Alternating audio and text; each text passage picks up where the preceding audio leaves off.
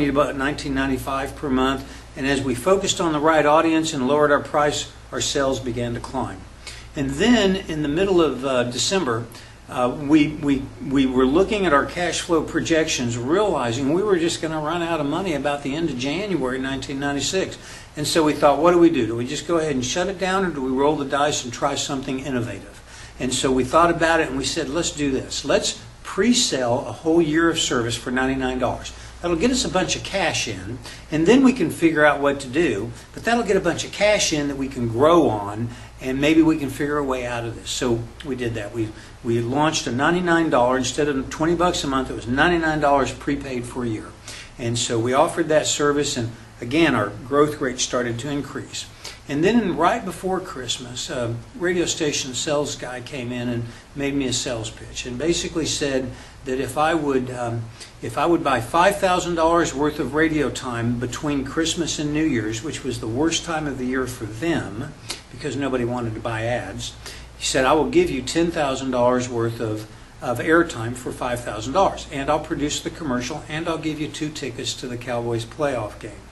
Well, not being bad at negotiation, I said, give me 4 tickets, you got a deal. He did, we did, and we ran our ad right after Christmas. And that week we spent $5,000 on radio advertising, and we received $25,000 in sales. With 250 people gave us $100 to sign up for our 1 year of service. Well, $1 out and $5 back within 1 week, that's a formula I could understand. We had cracked the code on marketing, and so we began to ramp up. We ended up to 1995 with 880 customers, 250 of which had signed up the last week of the month.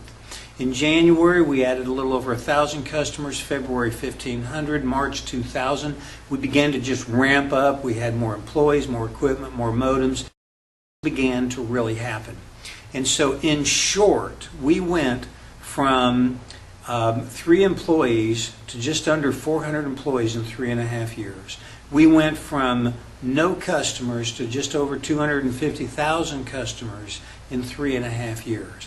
We went from a 2,400 square foot space to over 70,000 square feet of space in just 2.5 years. We went from being the smallest company in a field of 1,400.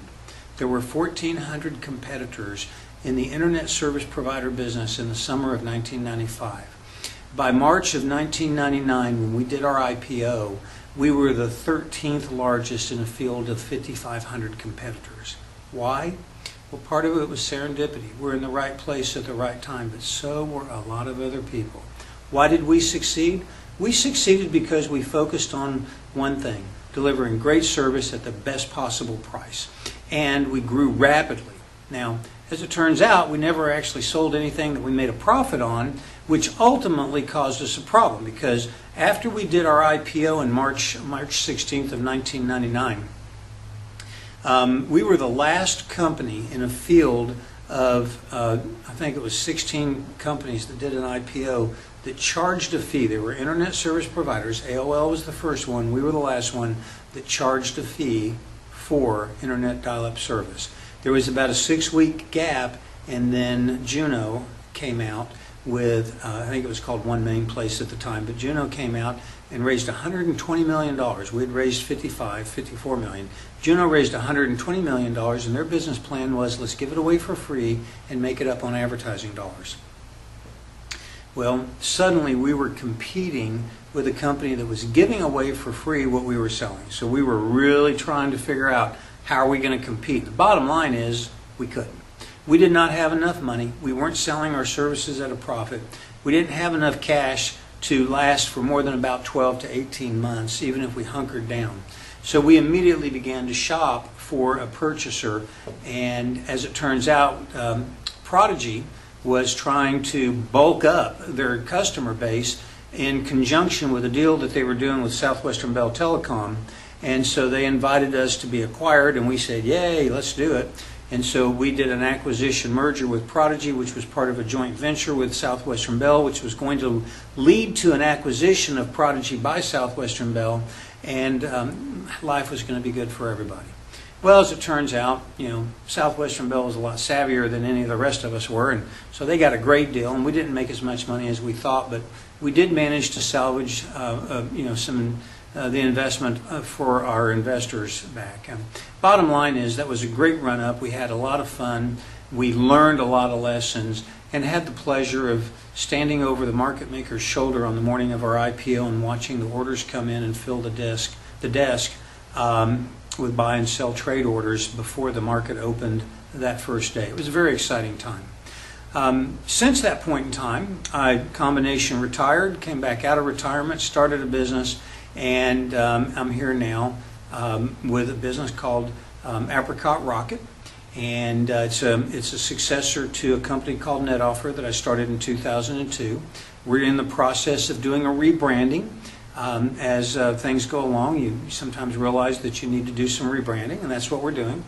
I was invited to come back to my alma mater, UT Arlington, as an adjunct professor. I teach a class on entrepreneurship, have now since the fall of 2013, been an adjunct professor with UT Arlington teaching a class, and now I've written a book that's over 100,000 words, a combination of 16 chapters that you're looking at. And I have a lot of experience, and I've learned a lot of things. I've done some things right, I've done some things wrong, I've made mistakes, I've paid the price.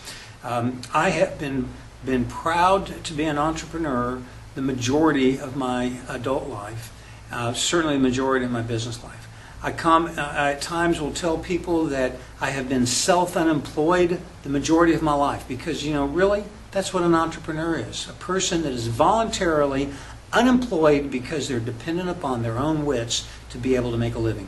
And so my goal in this series of books for this course is to help you absolutely do the best that you can and learn lessons that I've learned both academically and from personal experience. I want to guide you through the things that if I hadn't had an opportunity to learn these kinds of lessons, I would have made a lot less mistakes. And so my goal is to help you learn lessons both from an academic and a personal perspective that will help you maximize your entrepreneurial experience, get more out of the time that you have, retire in a much better manner than you might otherwise retire, but more importantly, avoid the mistakes that I've made and that other people commonly make so that you have a much more enriching experience.